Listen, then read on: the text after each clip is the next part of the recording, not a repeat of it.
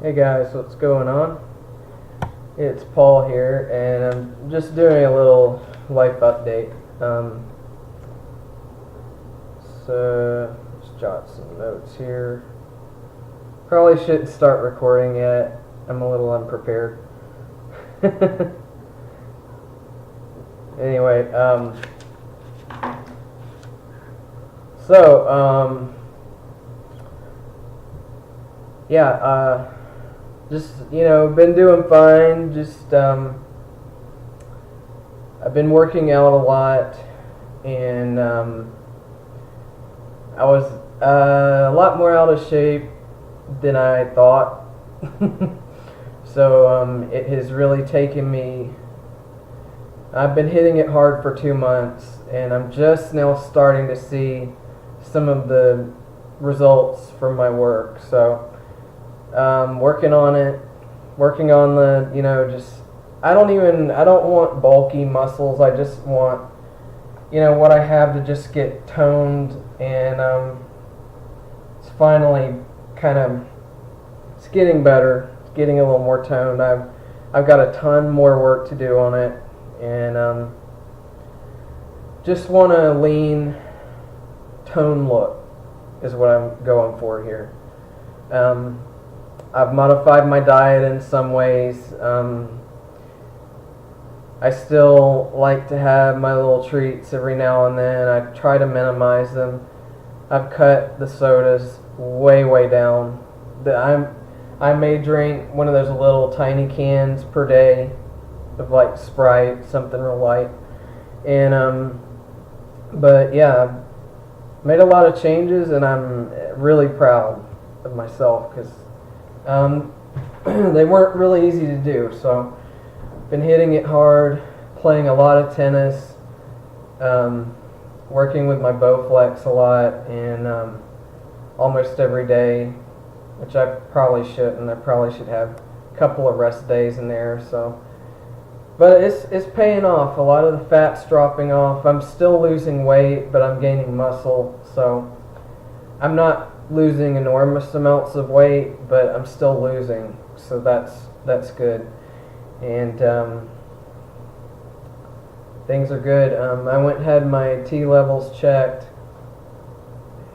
They weren't real high, but they were within the normal range. But I've spoken to them about maybe pumping it up a little higher, my dosing, and we're working on that. They bumped it up a little bit from 50 to 60, and I think we're going to try to get it to 80 and see how my levels look then. So haven't started on the 80 yet. I may start on that next month, depending on what my levels measure, but they're probably still going to be the same after taking 60. I mean, that's not really that much of a difference. So not expecting that to change a whole lot, so then they can raise it up for me so that I can get to a good level where I'm feeling perfectly comfortable all the time.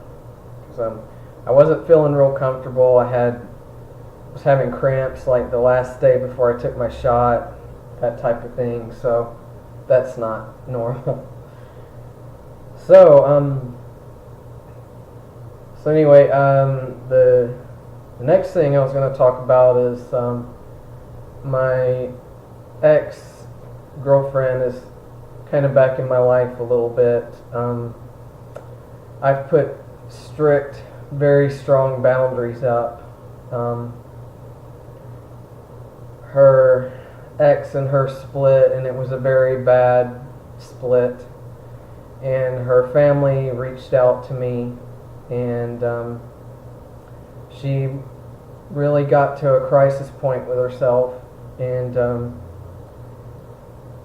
I agreed that I would talk to her some if she needed it, but other than that, it wasn't going to go beyond that. And I have my life the way I want it for the most part, and she, before I would even talk to her, she did apologize about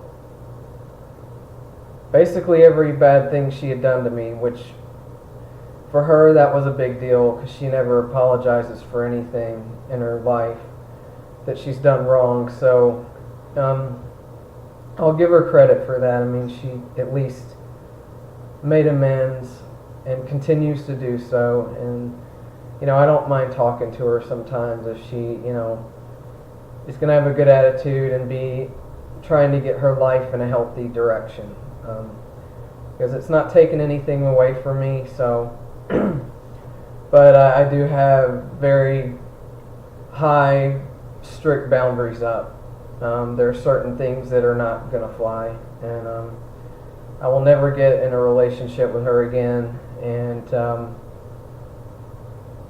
that's just the way it is. And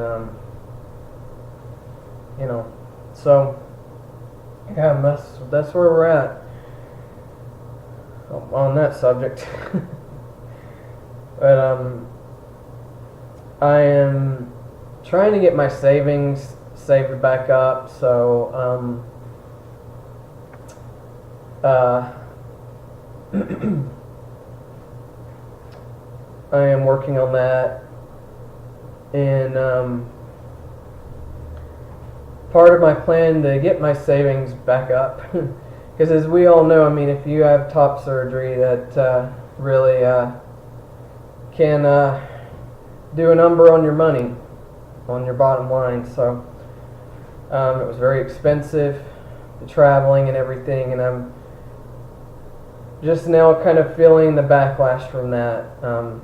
Was able to make it for a few months, and now it's gotten pretty rough. So I'm going to try and get my savings built back up, and by doing that, I'm going to probably try and get a roommate if I can find somebody who would be a good fit. I live in this huge house, and my lease goes until almost summer next year, so I need somebody in to kind of take a little bit of the load off of the money end, and need to get my savings back on track. So I'm planning on doing that. So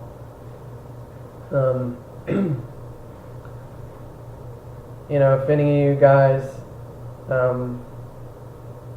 need a place and you live in the Twin Cities area in Minnesota, just let me know.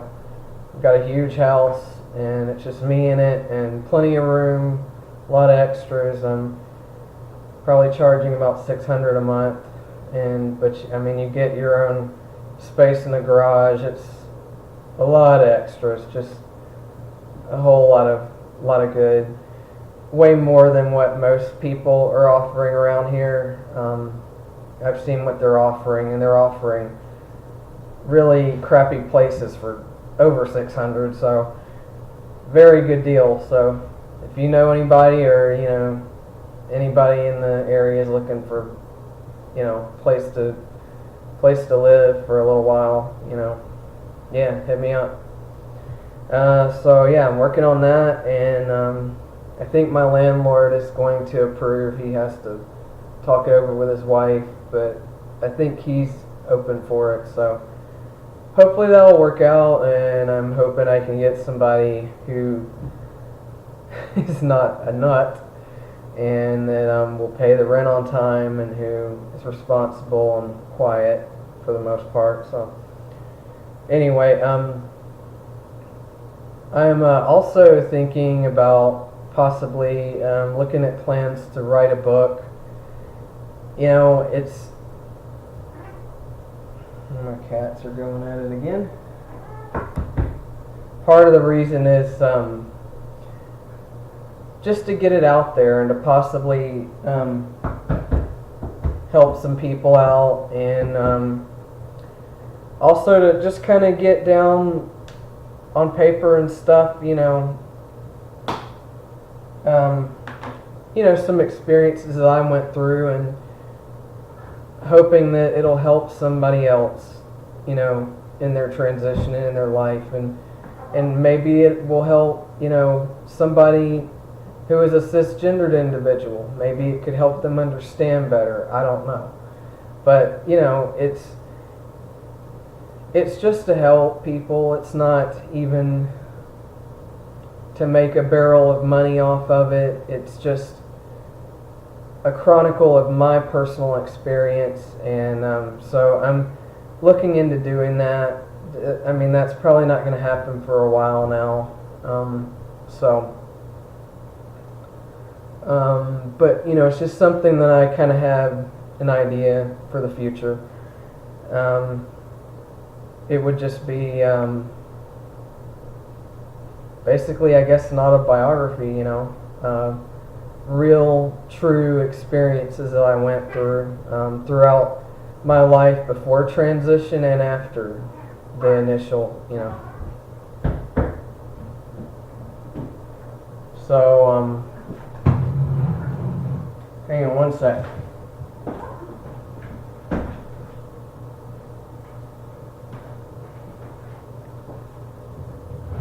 Alright, sorry about that. So, another thing I've kind of held off on talking about for a while, but I'm not under any binding agreement right now to not say anything, so I'm just going to go ahead and say it. Something very terrible happened to me, and basically I went into a few Starbucks coffee houses. The first one I went into, I had been going there before I had done my transition, so the employees knew me from before. And when I started transitioning, I changed my name, like, which everybody does for the most part. And I had a debit card with my new name on it. And when I drove to the window, a guy that served me on a regular basis looks at the card and says, "This isn't you. This isn't your name." And so I was put in a position where, so that he didn't think it was credit card fraud, I had to explain why my name on there was different now. So I didn't feel like there was any other way I could explain this without telling him the truth.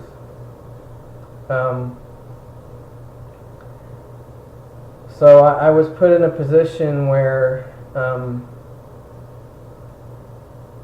actually this video is getting close to 15 minutes, so I'm going to have to stop this, and then there's just going to be a part 2 because I don't want to run out of time here. So okay, so I'll see you guys on the next video. Make sure you watch part 2 because this is really important.